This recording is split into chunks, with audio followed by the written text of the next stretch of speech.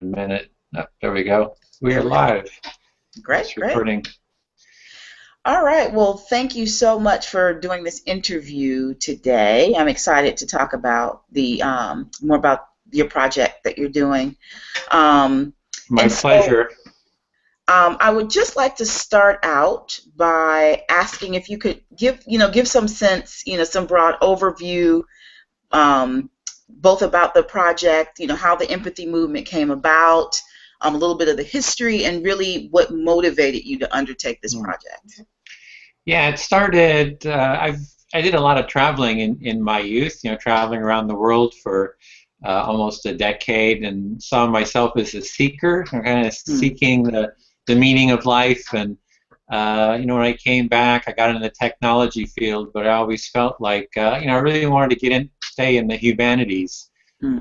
to continue that seeking. And then after working in technology for a while, for quite a while in Silicon Valley, I left there and started making some short documentary on different human values like Hmm. inspiration and trust. And then it was around the time that George Bush was in office, and the conservatives were talking about conservative values, and I thought, well, what are progressive values? I kind of identified more as a progressive, and I started researching and interviewing a lot of people, and the topic of empathy came up, and I started digging into it, and I said, wow, empathy is really what I've been kind of about. It's really about connecting with people, that sense of connection.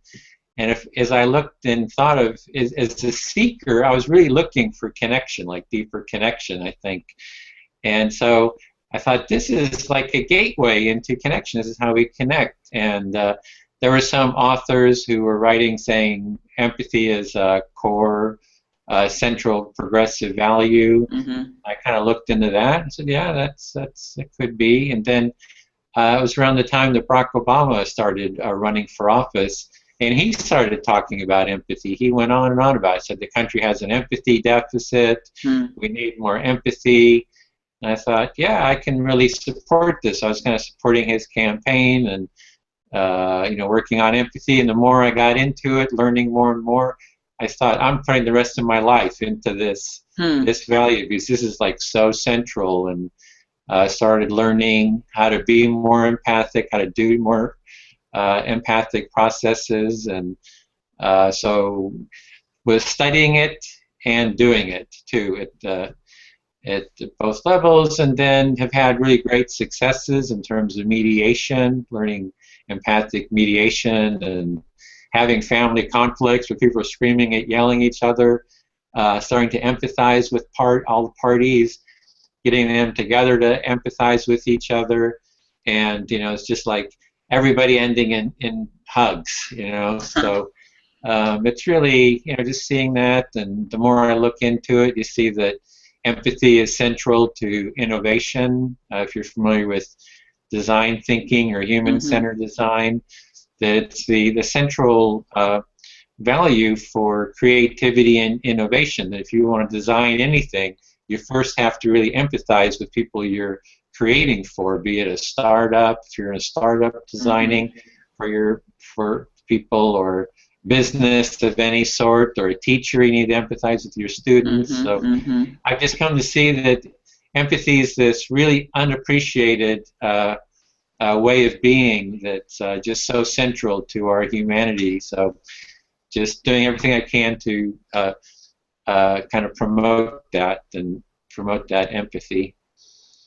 Yeah, that makes a lot of sense. It's funny. I work with a group of engineering students, and I just got finished kind of saying something very similar to them about this Uh-huh. idea of the role of empathy in design. So that's really kind of cool to hear that echoed back.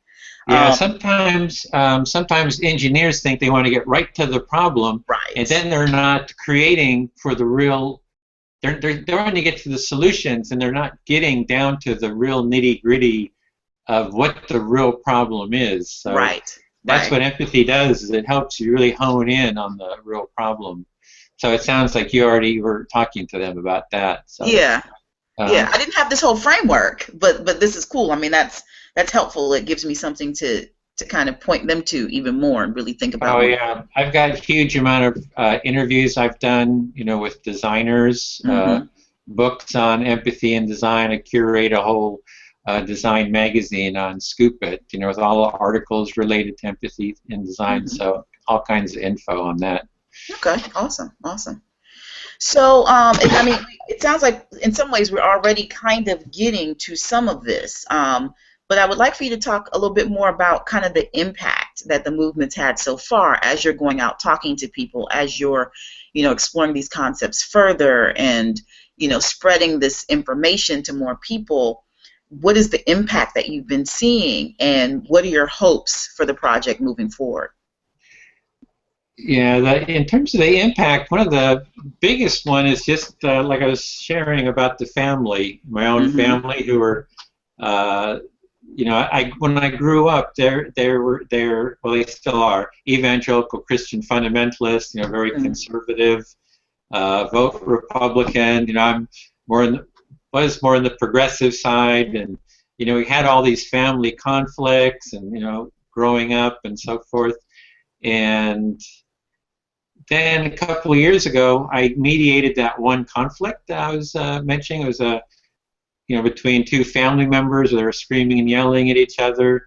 It ended in a whole family empathy circle, like the whole family together dialoguing. All these issues, that had been kind of under the rug, so to speak, kind of came up, and it ended with real understanding, and it opened the door to a whole series of family empathy circles that we've been doing. And so it's really helped in mediating, other conflicts in the family, and just creating better connection and understanding. So from a personal level, for me, that's huge impact. I mean, it's like, people who I'm really close to. It's harder to see the impact at society wide. It's that's this basic impact of the relationship with the family, of going from distress, disconnection to connection and understanding, I think is totally transferable to the whole society. But it's just how to kind of get that out there. So I don't have a dramatic, for me, that's just a dramatic impact. I mean, but I don't have, we've got, 40,000 people on the social media. You got keep posting. People always say, "Oh, this is really great." It's kind of inspiring for us. I'm starting an Occupy Empathy. So I set up that. I just came back from the Berkeley BART station plaza, where I set up the tent, and people come by, and I listen, and sometimes people come by and say, "Oh, that felt really good. It really helped me. I was in huge distress, and you were just hearing me, and that really helped." I would love to see more impact. I don't know what. It's like something big, where something really big happens. But I feel like we're still building towards that. So it feels more like a slow progression. I see it on kind of personal, individual level, but it's we need something big, I don't know, like a civil rights, right? The civil rights was huge, a big law. So I'm not seeing that yet. So maybe a little disappointed, or still working towards that larger impact. And I think empathy is slowly getting out there. More and more people are talking about it. You're talking basically about it, and it's getting out there with the design community. It's getting out there with the mediation. It gets out there with the therapy community and the education community. So it's kind of building, but in small incremental steps, is my sense. And could you say some more about the Occupy Empathy? Because I saw that, and I thought, that sounds interesting, but I didn't really know what it was. What exactly is it? Well, a couple of years ago, when they had the original Occupy, it was here in Oakland and Berkeley, and so I took our empathy tent and I set it up at Berkeley. It was in the park there, and we were offering empathic listening, mediation, circle process, art and stuff to people. But the basic framework of Occupy is an us and them. It's us, the 99, against the 1%. And I think fundamentally that's unstable. That like you chop off the heads of the 1%, then there's the next 1%, you chop their heads off, and it just goes down. So everybody's chopping everybody else's heads off.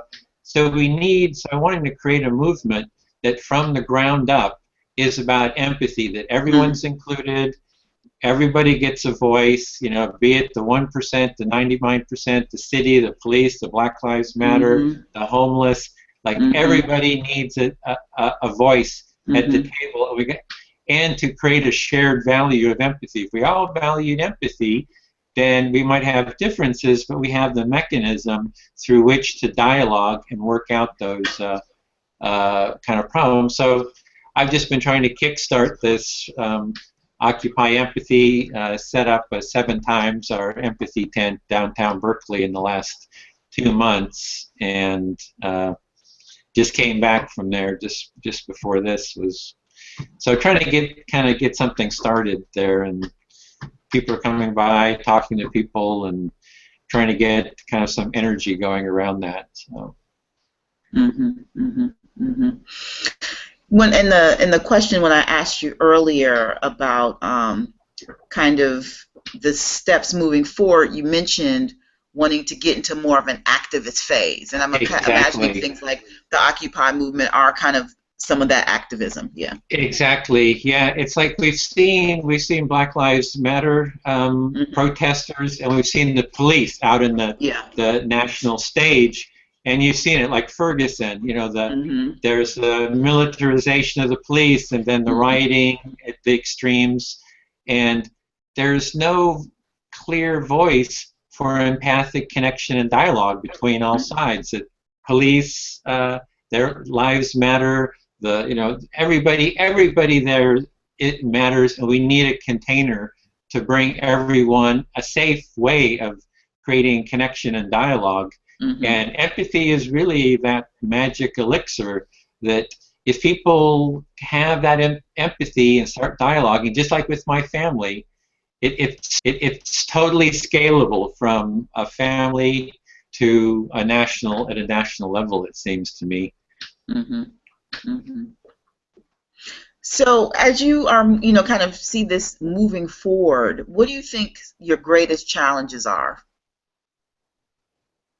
Well, the biggest one is getting people involved. Yeah. I'm there and I'm saying, hey, let's do this. Let's create more empathy. And people are like, it's really great what you're doing, but it's so hopeless. It's like the level of cynicism, hopelessness is just like, to me, just incredible. Just people, people are just coming and constantly saying, it's great what you're doing, it's hopeless, and there's just, so that's a challenge to overcome that, is how to kind of connect with people and get them engaged, and in an effective, quick way, not waiting 30 years or something. So that's probably one of the biggest ones. And how to fund, how do you fund an empathy movement? Right. That's huge. We've had the war in Iraq. I was just hearing it's something anywhere from $2 to $4 trillion it'll have cost in the end. And just imagining if that much money had been spent just on, fostering empathy in all the schools and paying people to be, instead of soldiers, to be empathizers. It's just incredible how we could have really transformed, society. So I guess the funding is one, and getting people engaged is the other one. Have you done any work with young folks, like any youth groups, or has it primarily been adults? It's been more adults. There's a program called Start Empathy that is from Ashoka. I don't know if you're familiar with the Ashoka Yes, Foundation. yes. Mm-hmm. They're doing social entrepreneur work, and they've Mm-hmm. come to see that empathy is really the gateway into social entrepreneur Mm-hmm. work, and that they've come to the conclusion that every child needs to learn empathy. So Mm-hmm. they've put their organization behind empathy and are really specializing in that area. So they've got that area covered fairly well. So I'm kind of focusing more on the adults and the larger social movement. Okay. And I know, so we've talked a little bit about the challenges, but what do you feel like have been some of your greatest accomplishments or some of the things that you're proudest of so far? Well, let's see. I think for myself, it's been developing an empathic way of being. Mm-hmm. So that's like for personal growth, just that, I see that empathy is a way of being in the world. Like, we go into the world, who are we? What are we going to be like? We're going to go just for ourselves? Or am I going to just think about myself and work in Silicon Valley or whatever?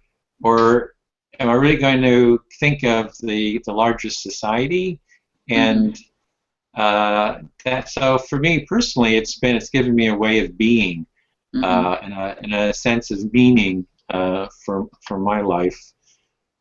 So that's pretty big, and I think that's one of the big pluses of empathy, that it is a way of being in the world and a way of relating, with oneself and with others. So there's that part. The website that we've created is like the largest website for materials. So I've been going out and really gathering, the material that's out there, interviewing like at least well over 300 of the empathy experts. Most of those books back there are empathy-related books, and I've interviewed them all, put all that information. So it's been a huge amount of information gathering, organizing, placing it on the internet. So there's this central location where people can go, and this cornucopia of information.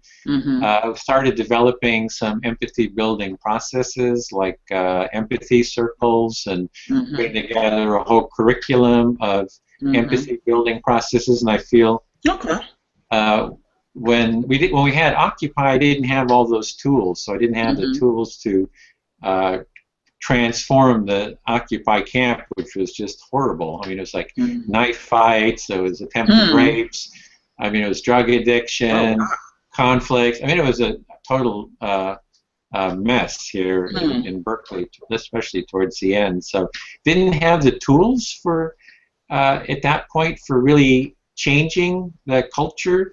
But I really feel that, we've put together a set of tools that if I was to go into that same camp, we could have totally changed the environment. So I feel that's really good, and so that's kind of where I feel we are now, is that we've got all the tools, we've got all the information. It's now time to push into the culture, kind of more aggressively, assertively, become part of the cultural dialogue. And I'm hoping that like an Occupy Empathy or an empathy movement or empathy tent movement can get the word out there, and really that we can engage the larger culture in this discussion about the role of empathy in society. And Barack Obama's tried. I don't know if you saw on the site all the times that Barack Obama has talked about empathy. I've got at least 80 different speeches that he said, "Hey, we need more empathy in the world," and really advocated for that. And the media doesn't pick it up. They just kind of ignore it for some reason. So how do people intersect with this movement? How do people get involved? What are the different ways that people can, in some way participate in this movement? It's been through the social media. It's the mechanism primarily. It's been on Facebook. We have events, and that people can see the event and sign up, for the event. And we have a design team that people can join the design team, and there's a Facebook page for that. And I think there's at least 30 people who have signed up for the being on the design team, but they're like all over the world and really looking to get more people here locally in the East Bay to kind of come out and support it. So we're kind of at the beginning of kind of building that. So it's really through the social media. You can support it from anywhere in the world, and then hopefully kind of learn about it and start to occupy empathy like in a local communities there. But especially it would be great to come out and to the Berkeley when we set up there and just start a dialogue, start talking to people, start offering empathy. We do empathy circles there. We're going to be doing training, like on the spot, learning empathic listening. And there's a whole series of tools, processes for doing and learning empathy, everything from empathic listening, empathy circles, restorative empathy circles for conflict, human-centered design is part of what we're doing, dynamic facilitation, which is a facilitated process, and there's just all kinds of different, the somatic, getting into your body, feeling, becoming more attuned, social presence theater. There's ULab. There was just from Otto Scharmer, and which really sees, I don't know if you're familiar with that process, but it sees empathy as a way of really how change happens, that people, instead of connecting, listening at a superficial level, just kind of downloading, like I'm talking now, somebody might be listening, and they're just kind of like downloading, but you kind of get to a level where there's more mutual listening, kind of a deeper listening, and then you get to the point where you really see kind of the deeper what wants to emerge next. And so there's processes like that. So I'm starting to see a whole toolkit for ways that people can get involved in this. Great. Well, that's exciting. Thank you so much. This has been really interesting, and I certainly look forward to using the website and, probably pulling some things from my students. I just got, I keep thinking of things like, oh, I want to take this back to my engineering students, and kind of thinking about connecting them up with some of these tools also. What are you teaching? You're teaching something for engineers? I'm serving in an advisory capacity right now. I was at UC Berkeley doing some program development with their College of Engineering, but now I'm more acting as an advisor for a student organization that started from one of my programs. Oh, okay. And you're advising engineers, or? Yeah, it's a group of student engineers, a group of students studying engineering who are really interested in social justice and thinking about, how to really do engineering work that's socially responsible and socially engaged. Oh, that's great. I'd love to talk with you more about that class, and if you want to try something with empathy, try some empathy building exercises or something like that. So yeah, definitely. Yeah. Well, this is a lot of fun for me too. It's great. It's always a pleasure when somebody wants to hear what your point of view is, and to offer that empathic presence, which you were doing so nicely. So thank you for doing this interview as well. Well, thank you.